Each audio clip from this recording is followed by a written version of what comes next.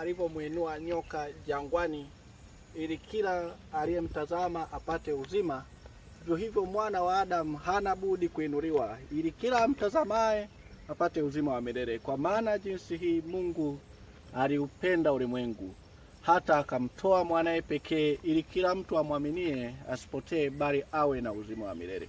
Rafiki mpendwa, je, unasumbuka? Je, umekosa marafiki? Unakosa tumaini katika maisha haya? Yuko rafiki wa kweli ambaye hatokuacha ujapokuwa katika hali ya kuwa navyo au ya kutokuwa navyo. Ujapotengwa na ndugu zako au marafiki wote wa dunia, Yesu Kristo ni rafiki wa pekee. Ni muumbaji wako. Anatujali. Anajali viumbe vyote vya ulimwengu huu. Ana uwezo wa kuambatana na wewe katika kila hali. Mungu alimtuma ulimwenguni ili apate kutukomboa.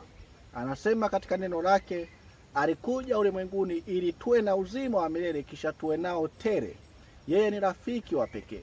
Na kama matokeo ya kuambatana naye, Mtume Paulo anasema, lakini tunda la Roho ni upendo, amani na furaha. Ninakukaribisha ndugu yangu, usikae mwenyewe ukijikatia tamaa katika maisha haya. Muamini Bwana Yesu, atakuokoa, atakupa uzima wa milele, lakini pia atakuokoa na shida zako. Utapata sababu ya kufurahi kwa sababu yuko pamoja nao.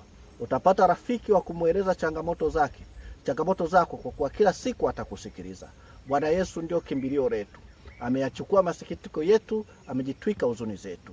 Biblia inasema Musa alimuinua nyoka jangwani ili wale waliomtazama wapate uzima. Walikuwepo katika kipindi kile ambao waligoma kumtazama nyoka yule.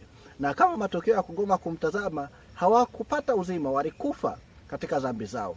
Lakini vivyo hivyo Yesu Kristo aliinuliwa katika msalaba wa Kalvari ili tumtazame tupate tumaini. Karibu umwamini Bwana Yesu, atakuokoa wewe na nyumba yako. Bwana akubariki.